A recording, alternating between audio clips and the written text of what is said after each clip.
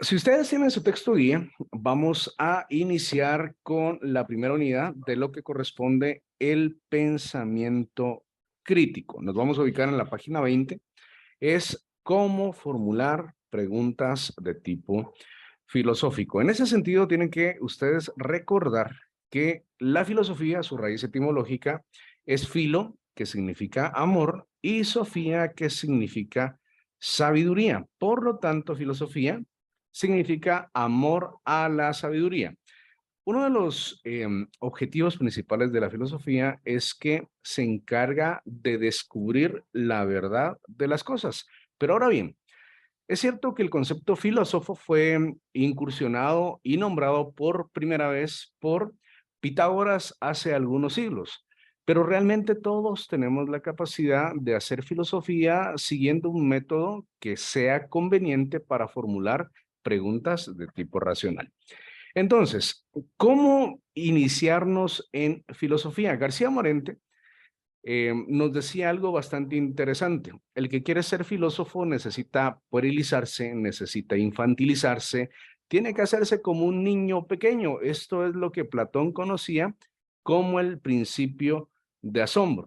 ¿Y en qué consiste ese principio? Básicamente consiste en analizar y tener la capacidad de percibir cualquier misterio que se presente, por más trivial que sea este, tener la capacidad de sentir inquietudes acerca de lo que se está realizando. Vamos a hacer una retrospectiva. Yo quiero que en este momento ustedes se recuerden cuando estaban en la época de párvulos o los que somos padres de familia, cuando ponen un ejercicio para que nuestros hijos realicen un famoso experimento, ¿verdad? Entonces, yo conseguí aquí algunos ejercicios que necesito que ustedes vean, pero el más conocido, si ustedes se recuerdan, yo no sé si ustedes les dijeron, miren, necesito que traiga un frasquito de vidrio, algodón, unos frijolitos, y vamos a iniciar con este descubrimiento. Algunos nunca nos creció la mata, les soy honesto, a mí no me creció, pero era bonito ver cómo se estaban desarrollando los principales, ahí sí que esas inquietudes que tenemos nosotros como seres humanos. De aquí parte la filosofía también. La filosofía consiste en debatir cualquier tipo de cuestión.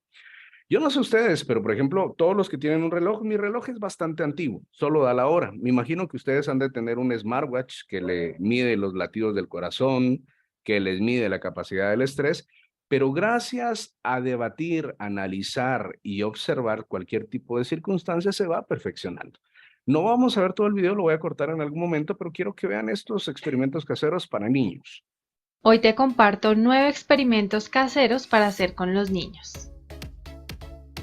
En este experimento vamos a ver cuántas monedas puede soportar esta carta sobre el vaso. Como ves, no puede soportar ni una. Ahora vamos a llenar el vaso completamente de agua, ponemos la carta y vamos a ver cuántas monedas puede soportar.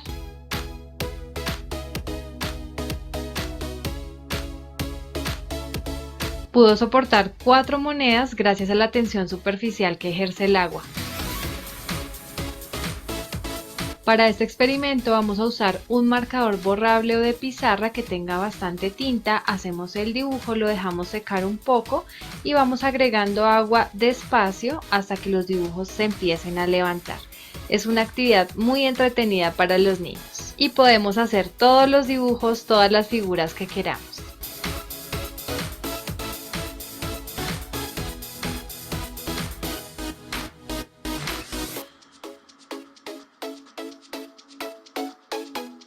Para este experimento necesitamos una botella, la llenamos de agua completamente y vamos a poner una servilleta sobre la botella, la vamos deslizando hasta que quede una tapita de servilleta encima. Luego podemos voltear la botella completamente y darnos cuenta que no cae ni una gota de agua. ¿Por qué crees que el agua no cae? Déjame tu respuesta en los comentarios. Bien, el concepto ya lo captaron, ¿verdad? Siempre podemos descubrir algo nuevo en base a la observación, en base al análisis y en base a las circunstancias que nuestro mundo nos rodea.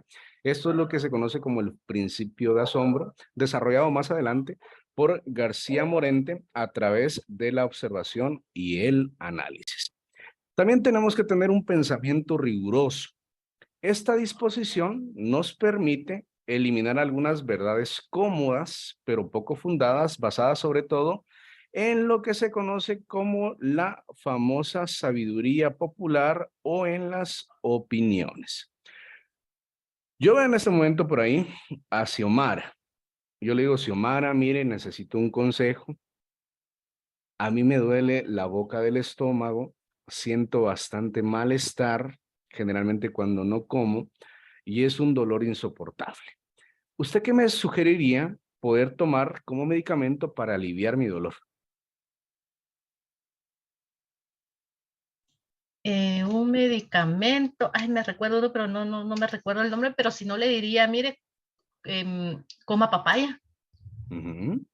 Esa es una muy buena receta. ¿Alguien que quiera ayudar a Xiomara con algún medicamento que ustedes sepan, Stephanie? Licenciado, en dado caso, se podría decir también que podría ser gastritis, ¿va? Supongamos, y podría tomar lansoprazol. Muchas gracias, Stephanie, muy amable. Ahora bien, ¿y qué pasa si no tengo gastritis? Y lo que yo tengo es un principio de cáncer. ¿Cuántos de nosotros nos automedicamos todos los días? Me duele la cabeza, pues una ibuprofeno, una aspirina forte o en casos muy fuertes una migradorixina. Yo utilizo anteojos. Ahorita no los tengo hace como 3 años, no me los pongo, pero sí tengo anteojos porque tengo astigmatismo. Entonces hubo un momento en mi vida que las pastillas no me hacían, fui con el oftalmólogo y el oftalmólogo me dijo, no, necesita usar lentes y eso alivió mi dolor. Entonces, uno de los principios principales para eliminar el pensamiento popular es no confiar en la sabiduría popular, siempre investigar. Hoy por hoy ustedes tienen al alcance de un clic cualquier circunstancia. En las próximas semanas vamos a hacer un ejercicio con ChatGPT, la inteligencia artificial que está de moda, y yo les voy a demostrar cómo si no nos ponemos lo suficientemente astutos, la inteligencia artificial va a venir a quitarnos la mayoría de nuestros empleos, ¿ok? Muy bien, continuamos. También tenemos que tener una actitud crítica de todo lo que nosotros observamos. Esta actitud filosófica conduce a reinterpretar algunos aspectos de la realidad gracias a la observación y al análisis. En la famosa era de la revolución industrial, es bastante curioso tomar en consideración que en los últimos 100 años la humanidad ha tenido un desarrollo tecnológico abismal que no había tenido a lo largo de la historia. Me da mucha curiosidad ver cómo iniciaron las primeras fuentes de telecomunicación a tal extremo que era el telégrafo, era el teléfono mediante cables. Yo no sé si ustedes hicieron el ejercicio, ¿verdad? Pero con un vaso de Duropor le ponían un hilo, uno jugando al otro extremo de la habitación con su hermano y se hablaba y se escuchaba. Si no lo han hecho, háganlo. Es bastante interesante. Pero esta actitud crítica hace que nos reinventemos y que hagamos nuevas cosas en todo momento. El administrador de empresas tiene que observar, tiene que analizar su entorno, porque en un mundo globalizado de oferta y demanda, a veces lo más importante es tener una actitud correcta para que un producto y servicio crezca. Yo no sé si les he comentado, pero yo a veces me siento triste y cuando yo me siento triste me voy a la terminal, me voy al mercado, me voy a los pasillos de verdura y me dicen, venga mi amor, ¿qué va a querer? ¿Qué va a llevar? ¿Qué necesita mi amor? Y yo me siento feliz y aunque no necesite comprar, por ejemplo, una papaya, voy y compro fruta. Entonces, uno siempre va a regresar al lugar donde lo atienden bastante bien. Es un principio universal de la administración, la atención al cliente. El buen abogado es aquel que va a elegir los casos que puede ganar. Jamás, en ningún momento, señores abogados, tienen que garantizarle el éxito a un cliente. Yo lo que les aconsejo como buen abogado es que ustedes lleven los casos que necesiten saber que pueden ganar. Porque si usted se hace una fama, esa fama lo va a perseguir. No vayan a estar diciendo, yo no contrato a Roberto porque él todos los casos pierde, ¿verdad? Entonces ahí está el éxito que ustedes pueden llegar a tener en algún momento. La universalidad, puesto que los filósofos tratan de observar una visión total o universal de todas las cosas. Acaba de pasar el 14 de febrero, ¿verdad? ¿A cuántos de ustedes, jóvenes, les regalaron un detalle el 14 de febrero? ¿Una rosa? ¿A qué señorita le regalaron una rosa? ¿Alguna? No, ninguna. ¿En algún momento de la vida les han regalado? ¿Sí? Sí, hay varios. Miren, por favor, los que levantaron la mano son prohibidos para poder molestarlos, ¿oye? Entonces, quiero hacer una retrospectiva. Quiero contarles un secreto. Un secreto de nosotros los caballeros. Cuando yo tenía como 15 años, yo empezaba a observar a alguien, miré a una señorita, dije, me gustó, voy a darle un detalle, estaba la época del Día del Cariño, y fui a una floristería. Le dije a la florista, mire, véndame el ramo de rosas rojas más bonito y grande que tenga. Me lo dio. Yo me emocioné mucho. Miré un globo bastante enorme y dije, véndame también el globo que decía, me gustas mucho el globo, todavía me recuerdo. Y me seguí emocionando y todavía le pedí una tarjeta y le dije, déme la tarjeta. Lo que yo no me di, y eso es para que ustedes también lo valoren, señoritas, yo en ese momento no tenía vehículo. Tuve que caminar como 15 cuadras ustedes con las rosas, con el globo y con las tarjetas. Toda la gente se me quedaba viendo. Algunos decían, ahí va un soldado caído. Otros decían, qué bonito, se está enamorando.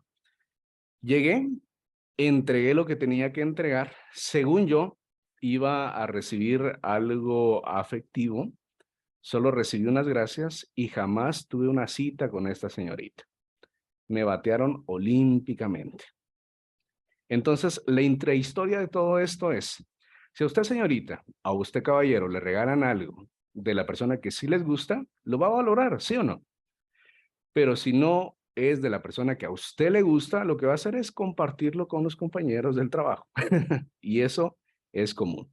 De todo sale una universalidad.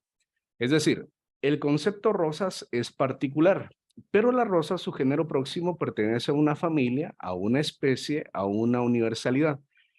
Rosas pertenece a la familia de las flores, ¿sí o no?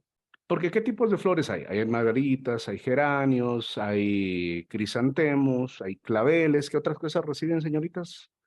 Eso, más o menos. ¿Voy bien? Ok. De absolutamente todo hay una universalidad. Quiero mostrarles esta perrita, se llama Aloha. Mi nena pequeña me dijo, quiero una perrita, ya teníamos una, dije yo, bueno, compremos a esta perrita, me la vendieron como golden, pero se quedó bastante pequeña. Esta perrita, hace 5 meses, le detectaron que se había comido unos juguetes y estaban en el estómago. Me salió carísima esta perra, esta perrita. Gasté en operación más o menos como 6,000 quetzales. Ahorita ya está así, miren, ya está sanita la perrita, pero yo tuve que hablar con ella. Imagínense, hablé con la perrita y le dije, mira, otra vez que hagas esto, de plano que sí te vas a tener que morir, ¿verdad? Porque es demasiada la plata que estoy invirtiendo en este animal. Y sí, es cierto, yo hablé con ella y se ha portado bien hasta el momento. Pero la particularidad es, perro, ¿cuál sería la universalidad? ¿Quién me dice? ¿Cuál sería la universalidad de perro? Un canino. Ajá, y encima de canino, ¿qué sería? Su género. Mascota. Ajá, y encima de mascota, ¿cuál sería? La raza. Animal. Es un animal. Es un animal, y después de animal, sería un ser vivo. Entonces, esa es la idea de los conceptos que necesito que ustedes vayan adquiriendo. Yo veo aquí la particularidad. La particularidad es Angie López. Esta es la particularidad. ¿Cuál sería la universalidad de Angie López? ¿Quién me dice? Que es mujer. Ajá. ¿Y encima de mujer qué sería? Ser humano. Persona, puede ser persona, y luego ser humano, que esa sería la máxima expresión. ¿Por qué les estoy enfatizando tanto esto? Porque para formular preguntas filosóficas nosotros vamos a utilizar un método donde es vital saber que la universalidad es un elemento muy importante para encontrar la razón de las preguntas de tipo filosófico. En ese sentido, quiero compartirles, estimados amigos, que Antes de adentrarnos al método de TOSI, que es el que vamos a utilizar, yo sí quiero aclararles algo, porque yo sé que muchos de ustedes tienen ya nociones generales de filosofía. Existen preguntas filosóficas categóricas, universales, plasmadas a lo largo de la historia. Entre ellas, si ustedes quieren anotar, por ejemplo, las grandes preguntas filosóficas es, ¿qué es lo que existe? Esta sería una gran pregunta filosófica.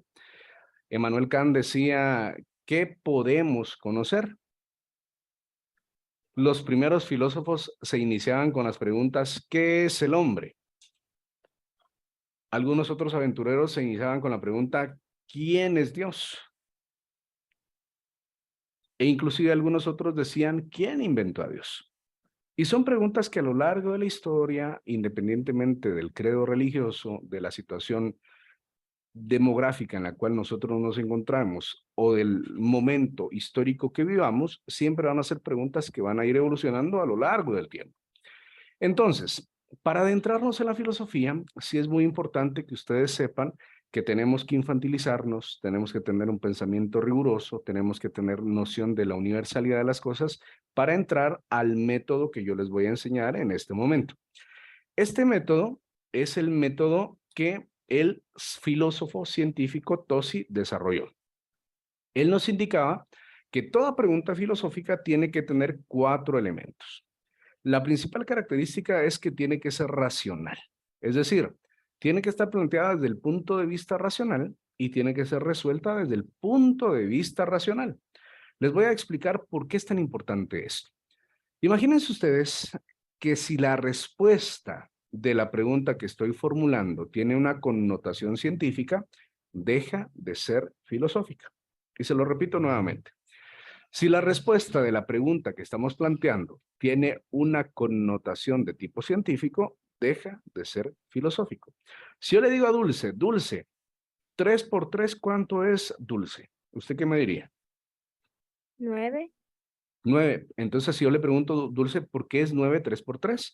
La respuesta sería de tipo matemático, algebraico, y ya es una ciencia que le compete, ¿verdad? Entonces, deja de ser filosófica. Si yo les digo a ustedes, ¿por qué tengo que comprarme un tratamiento para la gastritis? Esta no sería filosófica porque aquí tendría que entrar la medicina, tendría que entrar un especialista en el estómago, un gastroenterólogo, a darme una respuesta de tipo científico a lo que me aqueja. Pero si no es necesario tener algo científico y únicamente puede ser resuelta desde el punto de vista racional, esta es la principal característica para adentrarnos en las preguntas de tipo filosófico. ¿Vamos bien hasta acá? ¿Sí? Muy bien. La siguiente característica es la que yo les enfaticé bastante, la universalidad. La universalidad es porque no podemos adentrarnos y concentrarnos solo en las preguntas de tipo particular. Es decir, de casi absolutamente todo podemos sacar una universalidad. Solo tenemos que pensar un poquito, tenemos que analizar, tenemos que reflexionar y tenemos que siempre buscar el género próximo. El género próximo de un perro es un canino, ¿verdad? Ese sería su género próximo. Su siguiente género sería que es un animal. Su siguiente género es que sería un ser vivo. Entonces sí tenemos que tener noción de lo que es y lo que representa este tipo de cuestiones. Muy bien, para avanzar, el tercer elemento que tiene que tener toda pregunta de tipo filosófico es la abstracción. Algo abstracto es algo que yo puedo sentir, pero no puedo ver. Ustedes conocen el amor, el desamor también, ¿verdad? Solo el de mi mamá. Ah, bendito Alan, pues tiene algo ahí a favor. Entonces, conocen el miedo, conocen la ira, pero no se puede materializar como tal. Volvamos al ejemplo de las rosas, ¿les parece?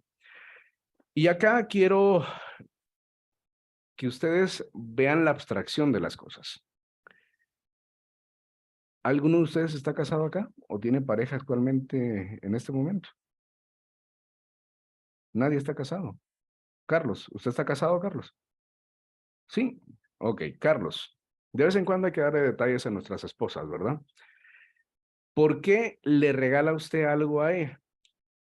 ¿Qué siente ella cuando usted le da algo? Es por mantener, no lo puedo llamar costumbre, es como hacer sentir querida y con valor a la persona o a la pareja en la cual usted le está dando el detalle, ¿no? Y ya vieron, así somos todos los caballeros de ustedes, así como piensa Carlos, así es como nosotros pensamos.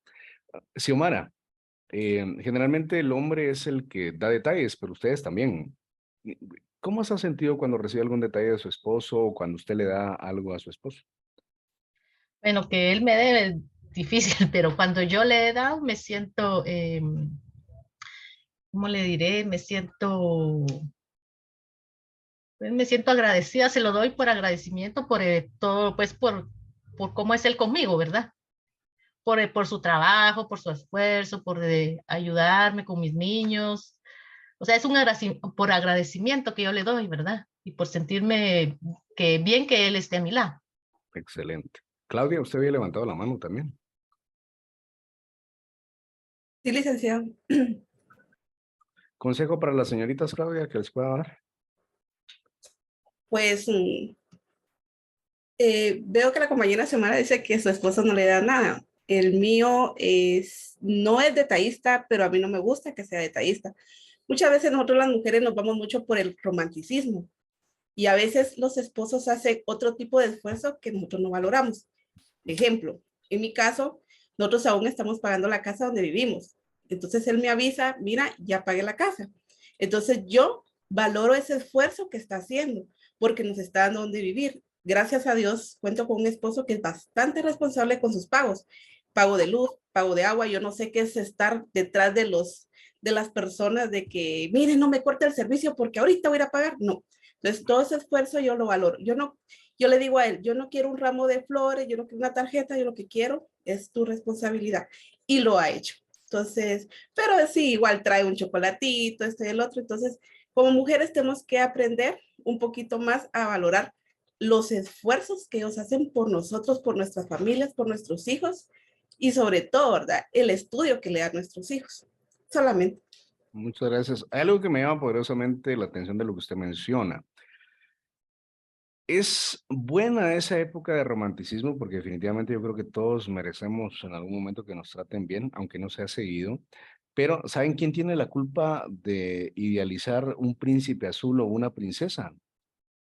Disney. Disney ha tenido la culpa. Porque, ¿por qué? Porque desde las caricaturas se les enseña a las niñas que tiene que visualizar siempre un príncipe azul, pero la realidad es otra. La realidad es que uno, al buscar a otra persona, busca un complemento, busca lo que le hace falta, busca una compañía, busca a alguien que lo ayude a superarse. Y ahí es donde nosotros encontramos que realmente el amor consiste en caminar juntos hacia un mismo destino con la compañía correcta. Entonces, eso es la abstracción. Ahora bien, quiero contarles que es muy importante que ustedes sepan que para formular preguntas filosóficas tenemos que tomar algunos elementos principales. Cuando iniciamos una interrogante, utilizamos algunos signos, ¿verdad? ¿Cómo se llaman estos signos, amigos? Perdone, por más trivial que parezca, necesito que me diga. Interrogación. No, no, Interrogación. pues yo quiero contarles que el signo de apertura de interrogación ha estado bastante triste los últimos años, porque se lo están comiendo, está desapareciendo. Cuando nosotros escribimos en el WhatsApp, colocamos, por ejemplo, ¿dónde estás? Y solo cerramos el signo de interrogación, ¿verdad? Y si no respondemos, ahí mandamos un montón de mensajitos, ¿verdad? Diciendo, ¿por qué? Pero realmente el signo de apertura no lo utilizamos. Entonces, sí les pediría que como buenos juristas y como buenos administradores de empresas, ustedes recuerden la esencia de lo que es la gramática, la ortografía y el uso correcto de los signos de puntuación. También tenemos que recordar que existen dos partes principales en una oración, un sujeto y un predicado. El sujeto es la persona, animal o cosa de quien se habla en la oración y el predicado es lo que se dice del sujeto, solo para tener una noción general. Pero hay un elemento de la oración que a mí me gusta mucho y es lo que se conoce como el adjetivo. Adjetivo. El adjetivo es un cualificador. Es algo que identifica de lo que estamos hablando. Por ejemplo, si colocamos aquí, yo veo ahí a Melanie Flores. Podemos colocar Melanie, vamos a ver. Melanie es una señorita que usa lentes. ¿Cuál sería el adjetivo ahí? De hecho hay dos, pero ¿cuál me pueden identificar? Lentes. Sí, que usa lentes. Esa puede ser una. O señorita, que están calificando. Entonces, sí es muy importante que ustedes recuerden que tenemos que identificar a la hora de formular preguntas filosóficas de quién estamos hablando, que en este caso sería nuestro sustantivo, ¿verdad? ¿Y qué es lo que está haciendo este sustantivo, verdad? Porque califica al sustantivo realmente el adjetivo. Cerrando este paréntesis, no se les va a olvidar esta parte porque es el principal tip que yo les voy a dar para formular preguntas de tipo filosófico. Entonces, ya con este parámetro, nosotros vamos a ver, yo les voy a enseñar en este momento, cómo formular preguntas particulares y cómo van a evolucionar a hacer preguntas filosóficas. Sí les ruego mucho de su atención porque en el siguiente examen parcial, de esta parte destinamos una serie de 5 puntos. Entonces, ¿qué tenemos acá? Aquí tenemos una pregunta particular. Yo la voy a abreviar de esta manera, una pregunta particular. Esta pregunta particular tenemos que tomar en consideración que todas las preguntas, atendiendo el método de TOSI, tienen que ser racionales, tienen que ser universales, tienen que ser abstractas y tienen que tener el sentido de apertura.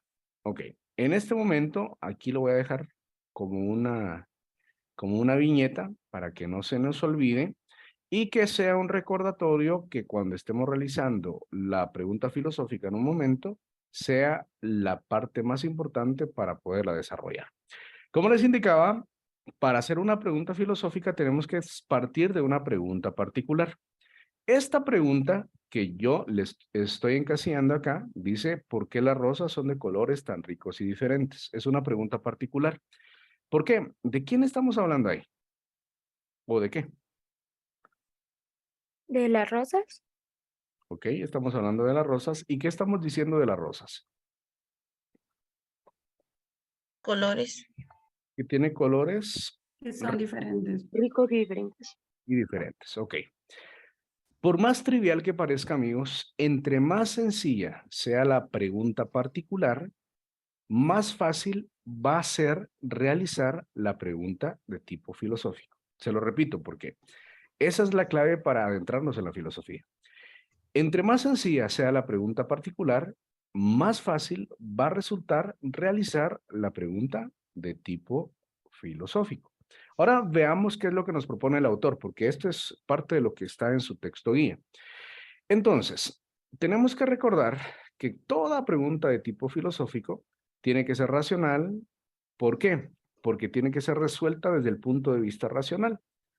Tiene que ser universal porque tiene que aglutinar una universalidad. Tiene que ser abstracta porque tiene que tener una connotación que podamos sentir. Y tiene que tener la característica de la apertura. Entonces, ¿qué es lo que nos propuso el autor? Si ustedes observan acá, dice, ¿en qué radica la belleza de las flores? ¿Dónde estará el concepto universal en el segundo recuadro? ¿Quién me dice? ¿En qué radica la belleza de las flores? ¿Dónde está la universalidad ahí? ¿En flores? No. ¿Es correcto? Está, voy a cambiar de color, está en flores. Porque flores es el concepto universal del concepto rosas, ¿verdad? Entonces vamos bien acá. ¿Dónde estará el elemento abstracto en esta pregunta? Belleza. Está en belleza, efectivamente. Está en belleza. Entonces, en primera instancia, podemos decir que sí es una pregunta filosófica, pero analicémoslo desde el punto de vista del método de Tosi. Tosi nos dice que una pregunta filosófica tiene que ser racional porque tiene que ser resuelta desde el punto de vista racional y nada más. Si hay una ciencia que le dé respuesta, deja de ser filosófica. Entonces yo le pregunto a Catherine, Catherine, ¿para usted en qué radica la belleza de las flores? En los colores. Muy bien, muchas gracias. Madallín, ¿en qué radica la belleza de las flores? En los pétalos. Muy bien. Si yo le pregunto a Jimena, ¿en qué radica la belleza de las flores?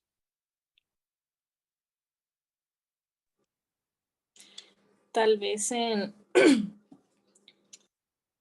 no sé, tal vez en su olor o en la forma de la flor.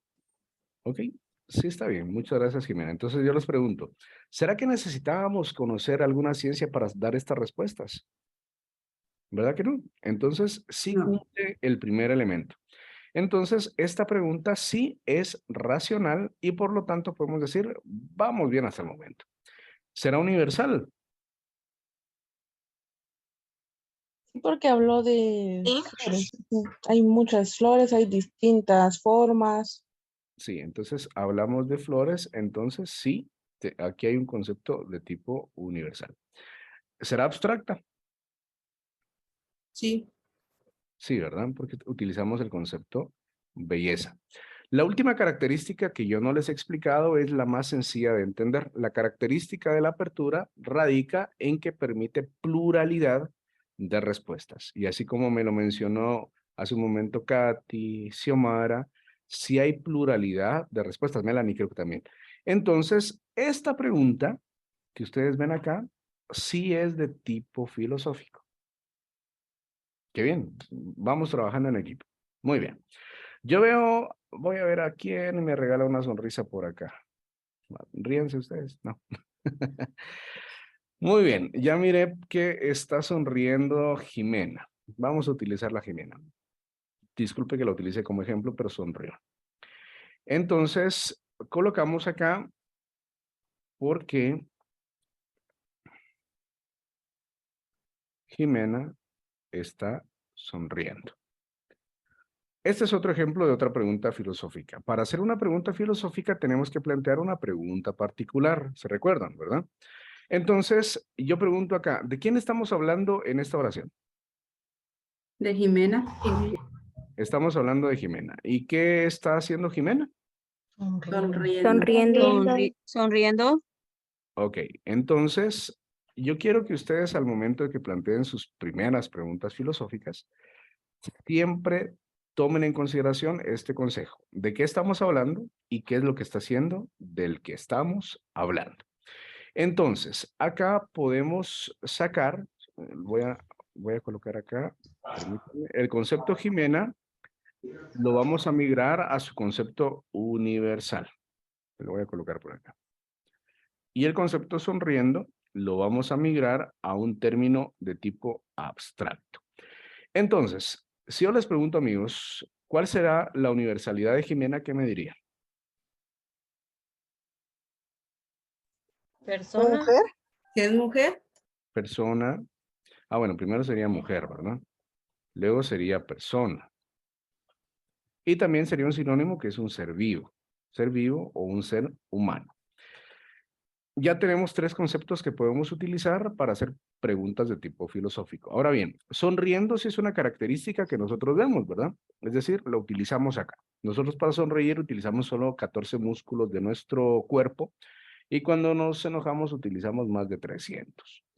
Entonces, ¿qué sentimiento les ocasiona a ustedes la sonrisa? La felicidad. Alegría. Alegría. Felicidad, alegría. En algunos casos también tenemos sonrisas nerviosas, ¿verdad? Puede ser un tipo de nerviosismo, pero lo vamos a dejar acá. Entonces, como ya tenemos algunos conceptos para que nazca nuestra pregunta filosófica, ¿quién de ustedes me apoyaría en dictarme la pregunta de tipo filosófico a partir de esta pregunta particular? Podría ser ¿por qué las personas son felices? ¿Por qué las personas son felices? O Excelente. podría ser también porque el ser humano es feliz. Sí, también podemos colocar por qué. Licenciado, puede ser ¿por qué? No, ya se me fue. ¿Por qué la alegría hace feliz a Jimena, no?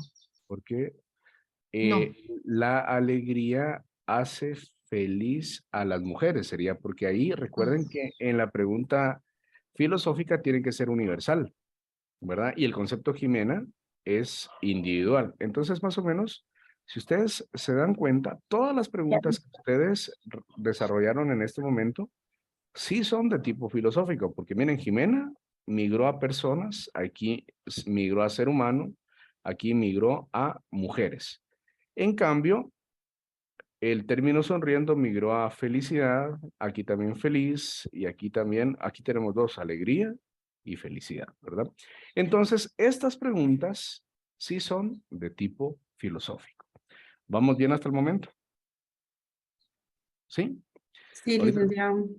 si quieren, háganme un favor, tómenle una captura de pantalla a lo que están viendo en pantalla, porque ahorita vamos a hacer un ejercicio grupal.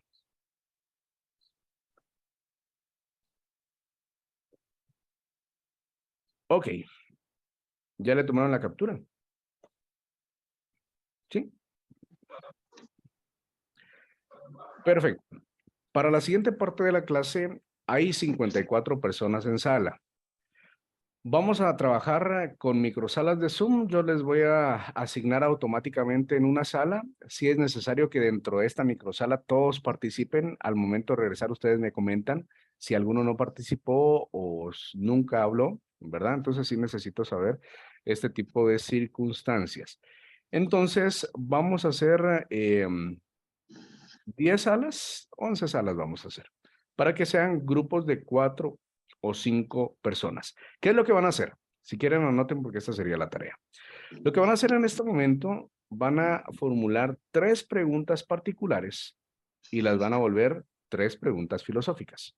Se lo repito, van a formular 3 preguntas particulares y las van a volver 3 preguntas filosóficas. Al volver, aleatoriamente voy a preguntarle a algunos de los grupos para que me expongan por qué formularon estas preguntas. Y sí necesito ver que este tema esté bastante claro. ¿Estamos bien hasta acá? ¿Sí? Sí, licenciado. Entonces, en este momento les llega la invitación para que trabajen en microsalas de Zoom. Los veo en 10 minutos. En 10 minutos regreso.